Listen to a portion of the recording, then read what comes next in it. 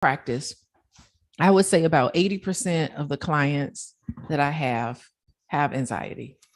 Yeah, and they So usually, how did you come up with this? well, they usually have anxiety over money. Am I right or am I right? It's Or anything. better yet, there are a lot of the anxieties over money. How about that?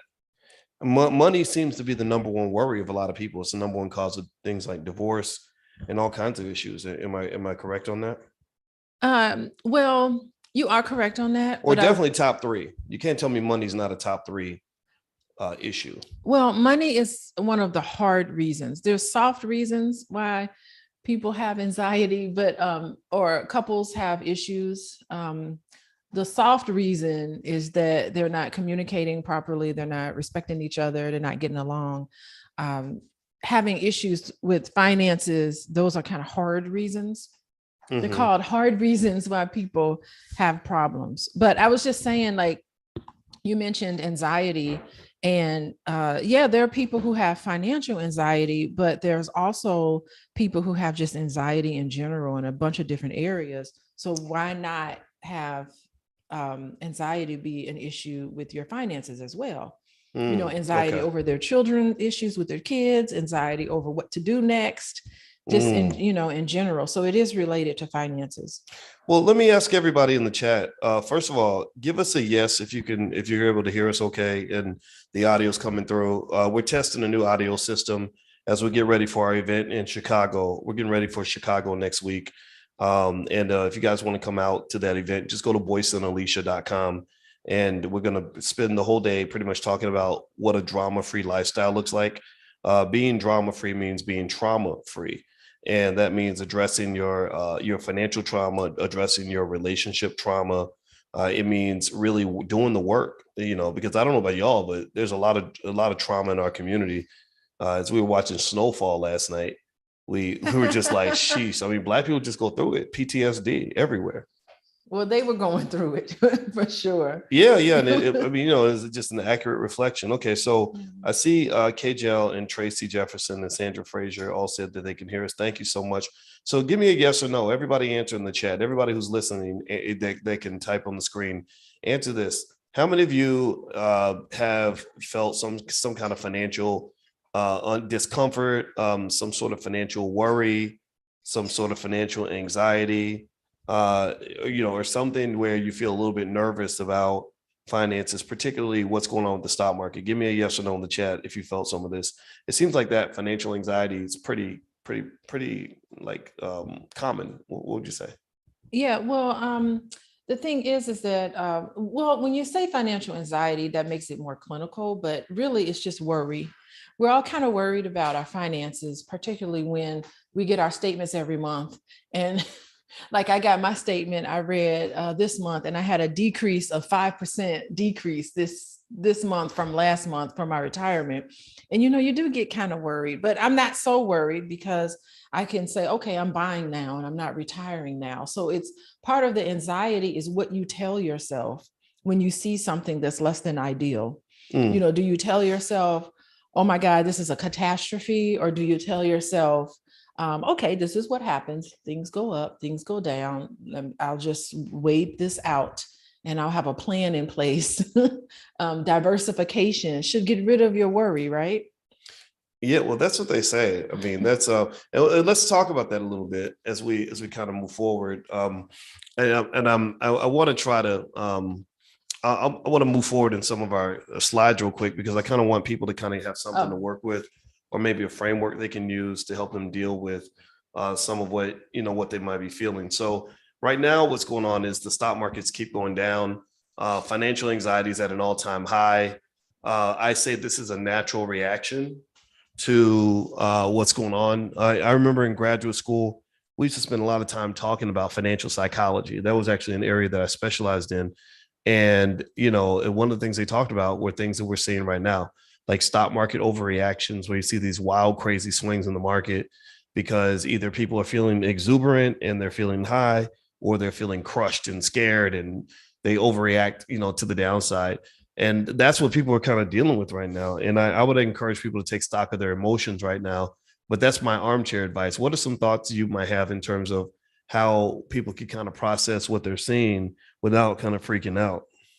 Yeah. So the thing, I think I was talking about this with you before about how you just have to have a plan. You have to sit down and say, let me just look at my portfolio in general. Okay, a certain percentage should be risky, a certain percentage should be stable, a certain percentage should be put into regular savings. So it's just looking at your financial portfolio and figuring out what you're comfortable with. So my comfort level is so different from your comfort level. And I personally can't adhere to your level of risk, Boyce. I'd be so anxious I wouldn't even go to sleep at night because you're a little more risky than I am. And that's great for you. And I respect that. But for me, I'm a little conservative. So part of it is just understanding what you're comfortable with and stay within that realm. And the issue where it turns into anxiety is that once you start realizing who you are and what you're comfortable with, the anxiety should go away. There shouldn't be residual anxiety. Worry is a good thing and it should motivate you to stay on top of your money. But once you are on it and you see what's going on and you have a plan going forward, the worry should go away. Okay. Okay. So you're saying basically if you have a plan and you're kind of taking, facing it head on. I like that a lot. And one of the things that I, have always tried to tell people when it comes to the markets and stuff like that is that a lot of this is temporary. The market doesn't typically keep going down forever. The average bear market lasts about 14 months. And so, I find that sometimes the best investors are the ones who are the least attentive when it comes to what's going on with their stocks. They're not sitting around freaking out over every little market move. They're not worried about what happened last week. They just check their portfolio once every 6 months, once every year. And sometimes ignorance can be bliss when it comes to investing. What would you say to some of what I just said? Yeah, that makes sense. You really have to keep it into perspective because where you start getting into this little worry unraveling that can happen, where it can lead into full on anxiety, is that you keep thinking, what if this happens? What if that happens? Oh my goodness. What if we go to war with Russia? Then what is that going to mean for us? It's just all of these what ifs. All of these what ifs is going to happen. And usually it's the thinking process, it's the negative thinking where you attune yourself to all of the disaster. And that's why I tell a lot of people, turn the news off. Like, stop listening to CNN or MSNBC or even Fox News for that. Stop listening to that because first of all, there's nothing you can do about it. You can't control it.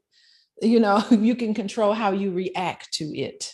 Mm-hmm. Well, I like that a lot. I like that approach. You can't control what happens to you, but you can control your reaction. And I also tell people that financial balance is really important. That you know, some investments might not be for you. A lot of times we get advice from our friends, and our friends will be like, "Oh, you got to buy this stock or put your money in crypto. If your money in crypto, you're stupid." And or you got to buy this raggedy coin that nobody's ever heard of, but I believe in it. And if it doesn't feel right, you shouldn't do it, and I compare it to like if your cousin comes up and says, "Hey man, I'm making a whole lot more money, than you are slinging cocaine."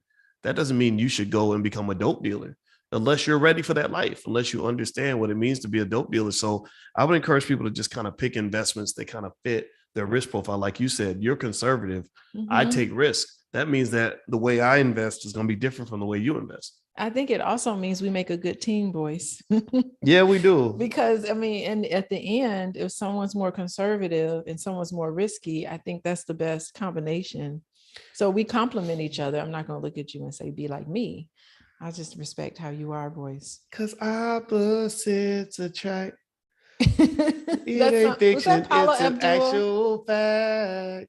2 steps forward and 1 step I take back. 2 steps forward, you take 2 steps back. Anyway, let me quit. My singing is absolutely terrible. Your singing is great, by the way. Oh, thank you. I love you too. We got to do some more karaoke. Yeah, right. Hey guys, by the way, we're doing an audio test, but you could call this an episode of Pillow Talk with Dr. Boyce and Dr. Alicia. We're talking about financial anxiety, and I want to remind everybody that we actually have something that we put together called the Drama-Free Lifestyle, which involves the ability to create in your life drama-free finances and drama-free relationships. But getting to be drama free means you have to be trauma free. That means you have to cleanse your system, your spiritual life, your psychological life from the trauma that you experienced as a child. My wife is a licensed therapist and a full professor of social work, so she can deal with all the trauma stuff. My PhD is in finance, so I can explain some things to you in terms of economics. So if you'd like to get some free information to kind of get started toward a drama-free lifestyle, feel free to go to boyceandalicia.com. And also, if you want to come to our event in Chicago, it's adults only. It's going to be this Sunday. We're only going to do Chicago one time. I may not be back in Chicago doing another event for another 3 years.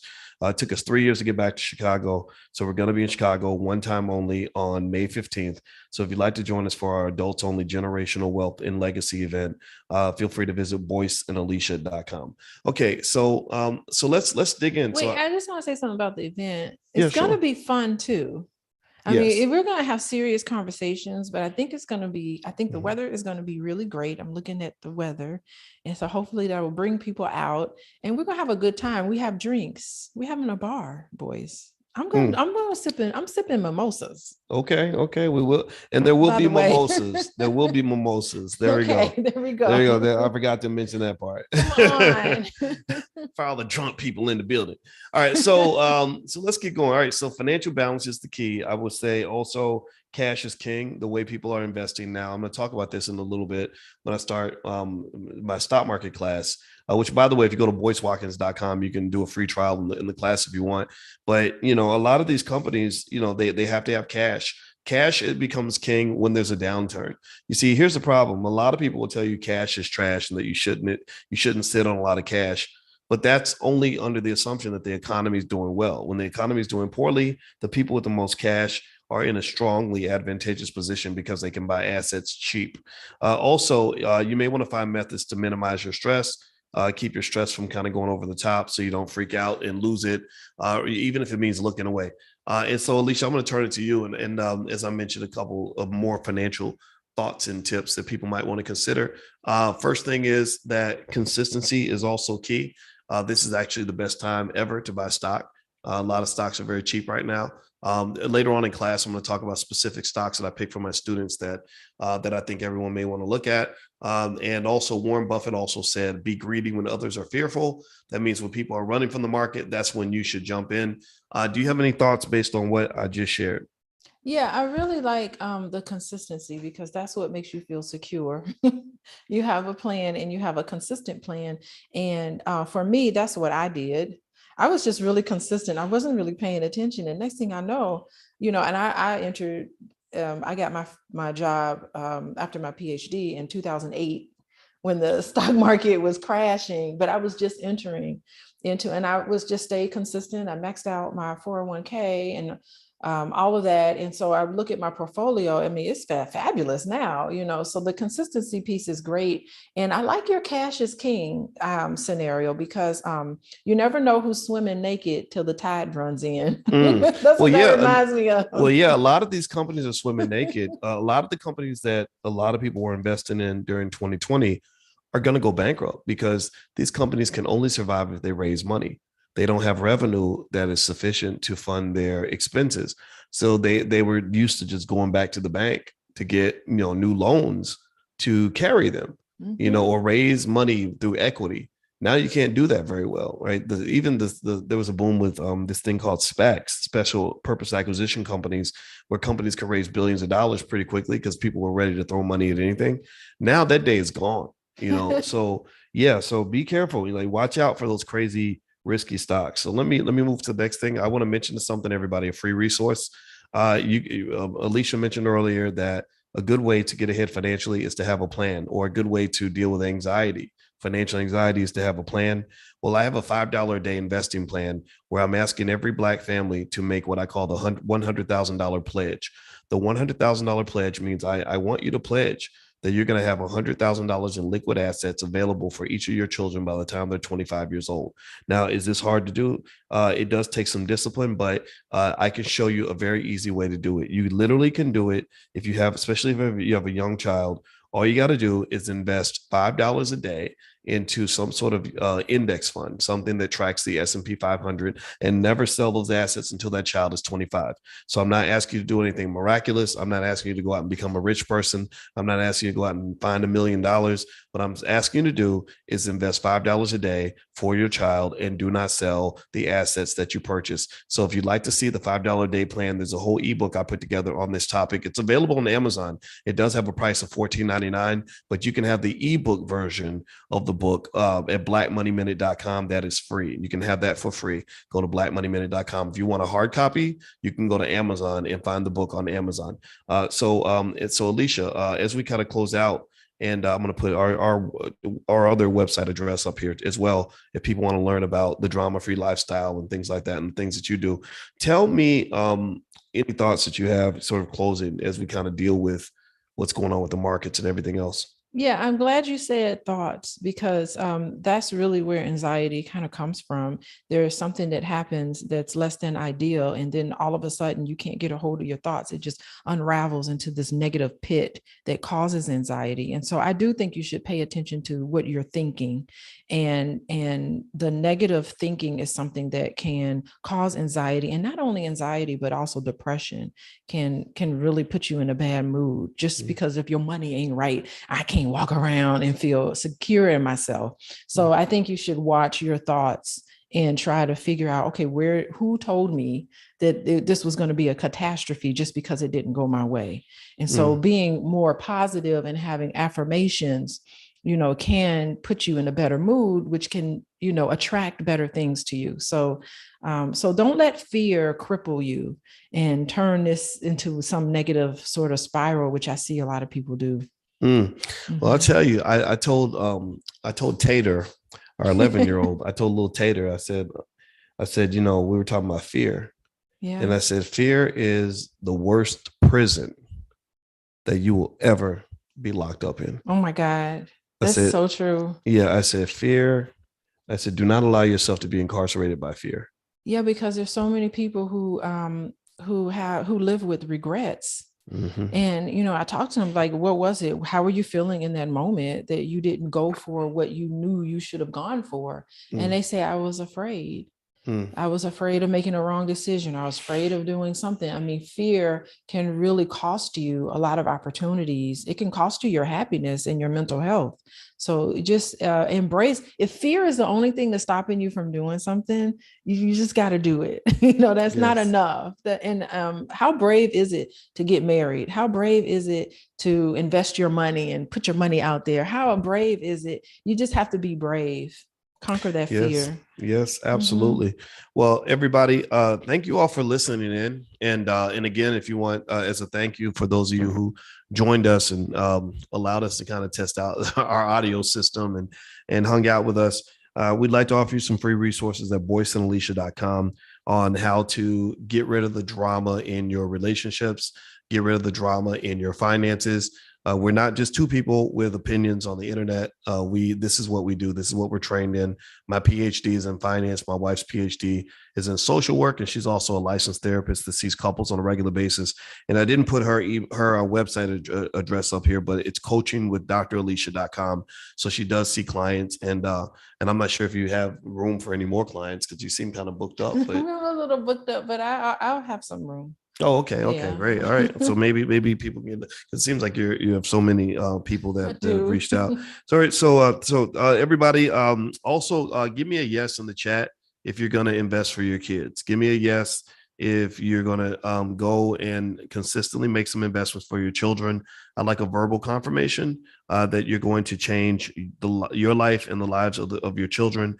It would be a waste of all of our time if we're sitting here just talking and nothing changes for you. I want your life to be better.